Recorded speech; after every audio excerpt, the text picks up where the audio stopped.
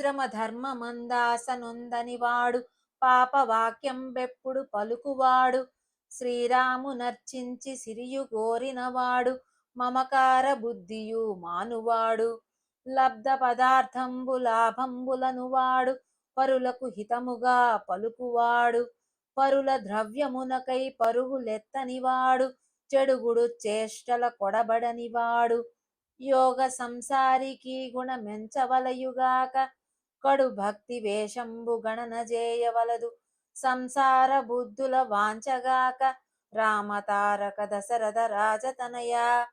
భావం: శ్రీరామ, వివిధాశ్రమ ధర్మములపై ఆసక్తి లేనివాడు పాప వాక్యాలను పలుకుతూ శ్రీరాముని అర్చించి సంపదను కోరినవాడు మమకార బుద్ధిని వదిలివేసినవాడు దొరికిన పదార్థమే లాభమని భావించి ఇతరుల మేలు కొరకు మాట్లాడుతూ ఎన్నో రకాల వేషములు వేయుదురు.